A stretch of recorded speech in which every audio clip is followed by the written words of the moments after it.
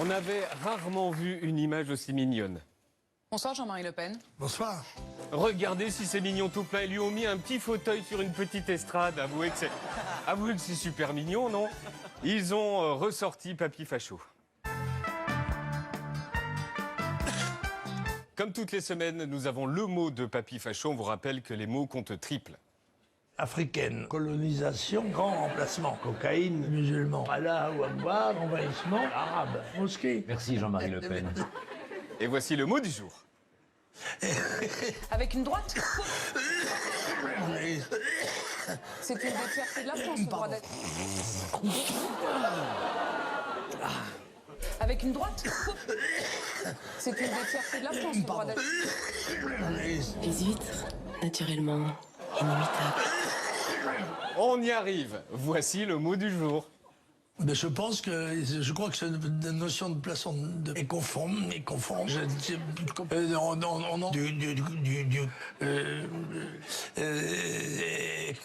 Noir. Le mot du jour était tout simplement noir. Merci qui? Merci.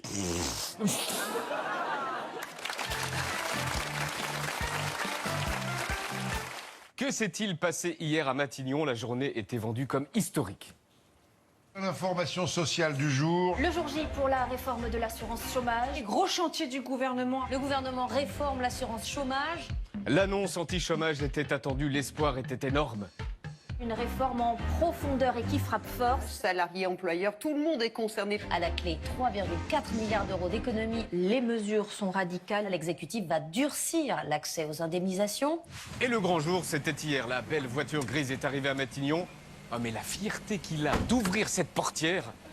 Et sort la star du jour, Muriel Pénicaud, ministre du Travail, qui a cette musique dans la tête. Elle est droite comme un i, la démarche assurée. Son dossier bleu dans sa main gauche. On peut essayer une autre musique, s'il vous plaît, en régie? La star du jour, Muriel Pénicaud, qui a cette musique dans la tête. Elle est droite comme un i, la démarche assurée, son dossier bleu dans sa main gauche. Elle se dit, vas-y Mumu, retourne-toi pour les photos. La star du jour, c'est toi. Ouais. Puis elle rentre à la fois dans Matignon, mais aussi dans l'histoire. Nous sommes à l'intérieur, les stars arrivent, la ministre du Travail et le Premier ministre. Bonjour à tous. La réforme de l'assurance chômage que nous vous présentons aujourd'hui avec Madame la ministre du Travail, dans une grande ambition que nous portons depuis 2 ans. Un niveau d'intensité que nous espérons, du succès de notre plan. Passer à la vitesse supérieure, nous allons consacrer en la matière des moyens sans précédent. Cette ambition, c'est d'arriver au plein emploi. Et c'est parti. Je vais désormais passer la parole à Madame la ministre du Travail pour qu'elle précise le champ, les 4 champs que je viens d'évoquer des mesures. Vas-y Mumu, déconne pas, t'as le Premier ministre à ta gauche, t'as toute la presse à tes pieds, tu as le futur de la 7e puissance du monde au creux de la main, t'as pris des photos de stars de R&B il y a 2 minutes, t'as un dossier bleu, Mumu, déconne pas, Mumu, c'est à toi, Mumu, la France est derrière toi.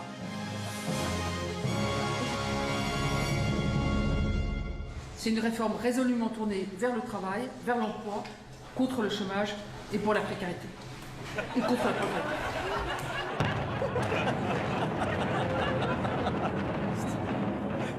Et le service com en face. C'est une réforme résolument tournée vers le travail, vers l'emploi, contre le chômage et pour la précarité. Et contre la pauvreté. Bon alors il y a un avant et un après, hein, forcément. Typiquement, notre musique fonctionne beaucoup moins bien après. Contre le chômage et pour la précarité. Et contre la pauvreté. Hein, ça marche moins bien. Hein. Alors on n'a pas la réaction du Premier ministre et c'est bien dommage car on sent dans sa voix qu'il sourit. Contre le chômage et pour la précarité. Et contre la pauvreté. Merci beaucoup, Madame la Ministre. On a essayé de faire une présentation assez complète du dispositif. Je suis certain qu'il y a des questions, on va essayer d'y répondre. Salia, aujourd'hui tu nous présentes un sacré personnage, un prêtre pas comme les autres. Oui, clairement, hein, il s'agit de l'abbé Francis Michel, 69 ans, prêtre depuis 1900... Francis Michel. Pas bloqué sur le nom déjà. Donc prêtre donc, depuis 1975. Alors pourquoi on parle de lui aujourd'hui? Parce qu'il a repris l'hymne des Gilets jaunes en pleine messe. Emmanuel Macron, oh, tête de con, on vient te chercher chez toi. Emmanuel Macron, oh, tête de con, on vient te chercher chez toi. Dimanche dernier, entouré de gilets jaunes dans son église, le curé chante une chanson qui insulte le président de la République. Emmanuel Macron, oh, tête de con. La vidéo fait rapidement le tour des réseaux sociaux dimanche soir. L'évêque d'Évreux, le supérieur de l'abbé, choqué par la vidéo, réagit. J'entreprends une démarche au Vatican pour dire l'ultime étape maintenant, c'est d'inviter ce prêtre à ne plus avoir le statut de prêtre. Voilà, il veut qu'il soit défroqué. La préfecture de l'Eure, elle aussi, elle a réagi. Elle le poursuit en justice pour outrage au chef de l'État. C'est un délit passible de 45 000 € d'amende. Et puis, il y aurait aussi la violation de la loi de 1905 qui interdit de tenir des réunions politiques dans les lieux de culte. Mais alors, qu'est-ce qu'il lui a appris à l'abbé Francis Michel? En fait, il soutient le mouvement des Gilets jaunes depuis le début. Je suis de tout cœur avec les Gilets jaunes. Je me sens un petit peu leur aumônier. Ils n'hésitent pas à manifester à leur côté en soutane comme ici, place de la République par exemple. Là, on le voit échapper à une charge des CRS. Tellement à fond l'abbé Michel que pour Noël, il a emmailloté d'un gilet jaune le petit Jésus dans la crèche de l'église. Donc il est à fond. La séparation de l'église et de l'État, quoi. Il est à fond avec les gilets jaunes, un sacré personnage, on vient de le voir, l'abbé Michel. Du coup, on a voulu le rencontrer. Direction Le Planquet, dans l'Eure, petit village de 150 habitants. C'est là-bas qu'il officie. Il est connu comme le loup blanc, là-bas. Oh, je sais pourquoi c'est. Bonjour madame. Bonjour, je suis au courant de la situation du Planquet. Qu'est-ce qui se passe au Planquet alors? L'abbé Michel. Qu'est-ce que vous en pensez de l'abbé Michel? Ben, c'est pas bien, je pense qu'il a pété les plombs. On est retourné sur les lieux du crime.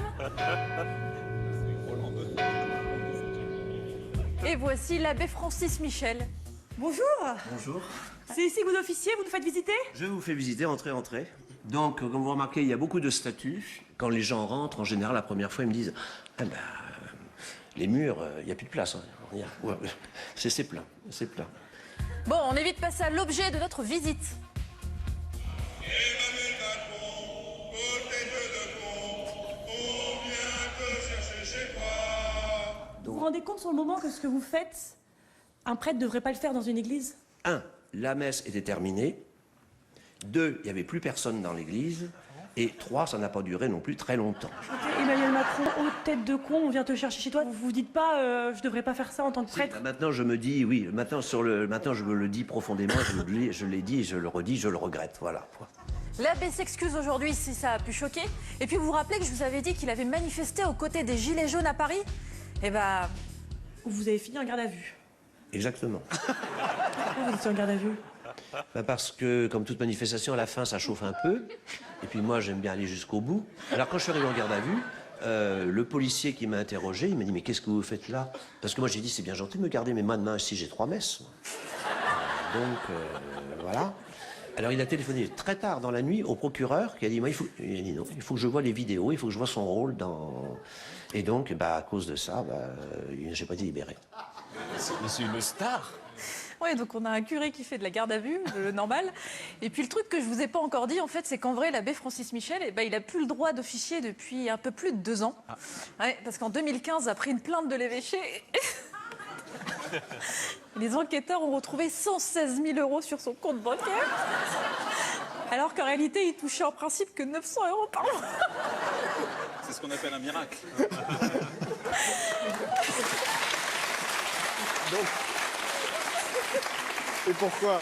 Parce qu'en fait, il aurait détourné la quête de l'église. Mais vous, normalement, vous n'avez plus le droit d'officier. Parce que vous avez détourné 100 000 € d'une quête, c'est ça? Non, alors oui, alors ça, c'est un vaste sujet sur lequel je persiste, que je n'ai jamais détourné 100 000 € dans une quête. Vous avez été condamné pour ça, en 2015. Parce qu'il y a des choses qui ne sont pas claires, parce qu'effectivement, je n'avais peut-être pas toujours une comptabilité... Parce que maintenant, c'est au centime près qu'il faut que ça tombe. Eh ouais. Donc, ça n'a pas toujours tombé au centime près. Et il n'a pas détourné, dit-il, mais il nous donne une info. Il y a eu l'achat d'une voiture où j'ai eu le malheur de dire que j'avais pris dans la quête, pas dans la quête, mais dans la comptabilité paroissiale, 3 000 € pour la voiture. Avec les 100 000 €, il aurait aussi acheté de la maroquinerie et fait des piercings. Vous avez des piercings ou pas? Non.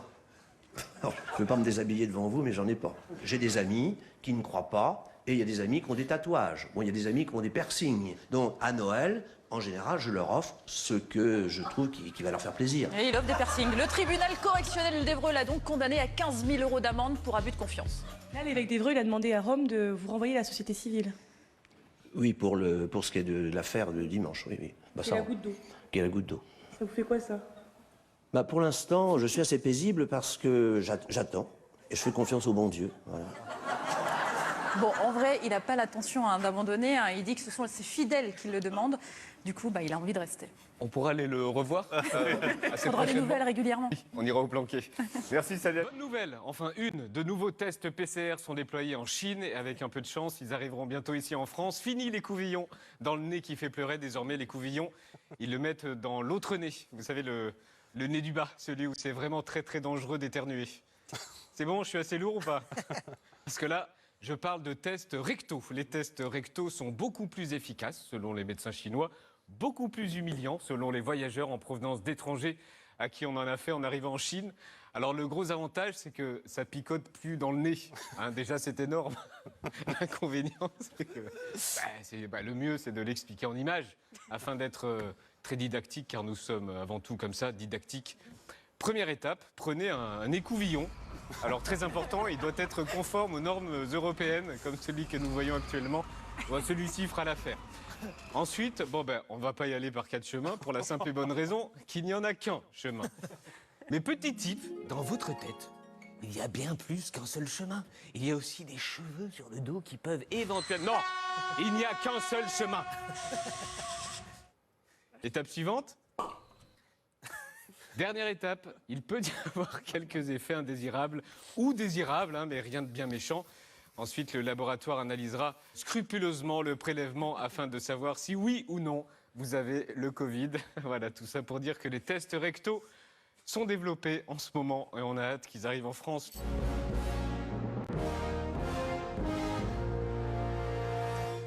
Si on nous avait demandé il y a 1 an ce qui pourrait faire trembler la République, on aurait répondu, je sais pas moi, Mediapart, Le Monde, des pays étrangers comme la Russie ou la Chine. En tout cas, on n'aurait pas répondu. Pierre-Jean Chalençon, bonjour et merci beaucoup d'être avec nous ce matin sur BFM TV pour dire toute la vérité. C'est donc le carnaval de Rio qui fait trembler la République depuis ce week-end. Et rien que la vérité, bien entendu, mon cher Brice. En tout cas, merci de me recevoir sur votre antenne. Bruce, pas Brice, mais c'est pas grave. Pierre-Jean Chalençon est donc l'homme qui a organisé des soirées, qui a rendu public la chaîne M6 dans son JT. Dans l'affaire dite, vous savez, des dîners clandestins à Paris. Des ministres ont-ils participé à un dîner clandestin? Dîner sans masque, sans geste barrière. L'homme qui a accusé des ministres d'y avoir participé. Il s'agit du collectionneur Pierre-Jean Chalençon. Il avait été filmé dans un reportage diffusé par nos confrères d'M6. Alors un conseil, si vous avez quelques neurones, mettez-les en lieu sûr car ils risquent de s'évaporer dans les prochaines minutes. Depuis 3 jours, les chaînes d'infos et les réseaux sociaux s'excitent. Et la grande interview, c'était ce matin chez Bruce Toussaint. C'est le problème aujourd'hui, Brice. Brice Toussaint. Alors, avant de s'expliquer, on imagine qu'il a été conseillé par un avocat.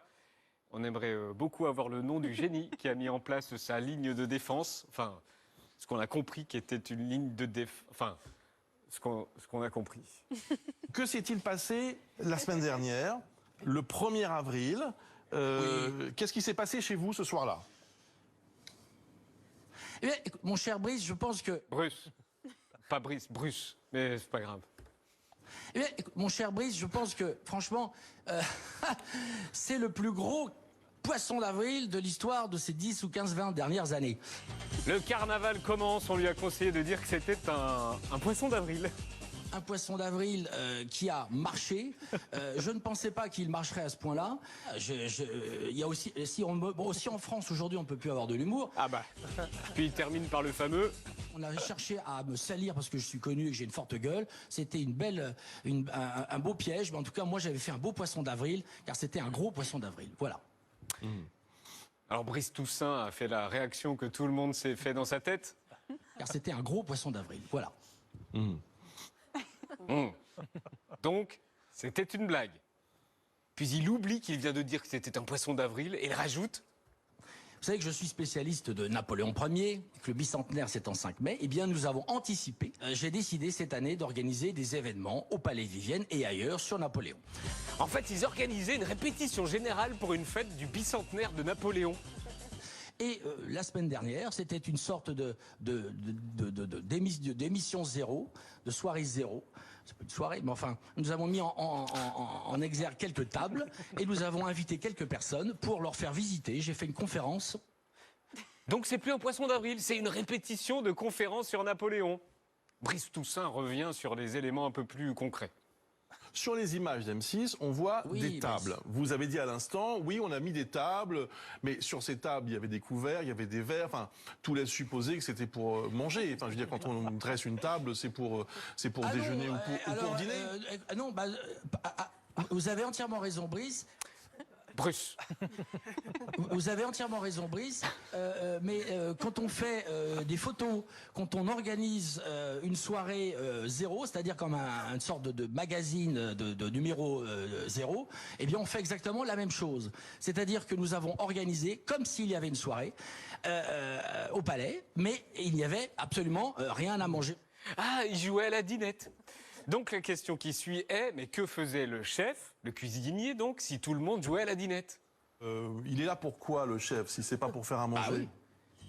Excellente question, Brice. D'ailleurs, analysons l'image de la première chaîne d'info de France. À ce stade de l'interview, nous avons Brice Toussaint, qu'on appelle Brice, qui interviewe pendant 20 minutes un brocanteur qui veut être connu. Le bandeau, je n'organise pas de dîner. En dessous, il y a Alerte Info, c'est un énorme poisson d'avril. Et on pose la question de pourquoi un chef quand on joue à la dinette, Brice? Il est là pour quoi, le chef, si c'est pas pour faire à manger? C'est très important. Christophe Leroy est un chef reconnu, c'est le chef de Johnny Hallyday. C'est bon alors, si c'est le chef de Johnny Hallyday. C'est une personne que j'apprécie. C'est avec lui que nous allons organiser. Excusez-moi, quand vous faites une émission de télé, si vous n'avez pas le réalisateur, il suffit pas d'avoir le présentateur, il faut avoir le présentateur, le caméraman. Nous avons fait une mise en situation à l'identique. Voilà. Mention spéciale à Brice, qui reste sérieux, il faut dire que les arguments sont béton. Vous n'avez pas de regret sur les masques tout de même, Pierre-Jean Chalençon? Comment? Vous n'avez pas de regret sur les masques? Au moins sur les masques? Mais moi, je les mets, moi, les masques. J'en ai plein, là. Sur les images, on ne vous voit pas avec des masques? Sur les images... mais attendez, quand je mange... Non, mais... et puis quand je mange, excusez-moi, quand vous mangez, vous mettez un masque? Bon, je crois qu'on peut s'arrêter là. J'ai le cerveau qui est en train de fondre. Est-ce qu'on vous a auditionné? Écoutez, j'ai pas été entendu, mais je dirais exactement la même chose que j'ai dit ce soir. Eh ben super, bon courage, car la défense est béton. Mais franchement, c'est vraiment une tempête dans un verre d'eau. Merci Pierre-Jean Chalençon de vous être expliqué ce matin sur BFM TV. De rien, Brice. Après les images du coton-tige dans le nez filmées par toutes les chaînes d'infos tellement près qu'on dirait qu'on est dans leur nez, après la seringue dans le bras poilu qu'on dirait que l'aiguille ressort de l'autre côté, et après le coton-tige dans le cul du chien, les chaînes d'infos de France sont heureuses de vous présenter aujourd'hui le gros mollard dans le tube, avec la petite dernière qui a tout donné dans le tube. Attention. Selon les syndicats d'enseignants, pourtant, le principal, un peu de... Et si on met l'image à l'envers, nous avons l'honneur de vous présenter les enfants qui boivent les mollards de leurs potes.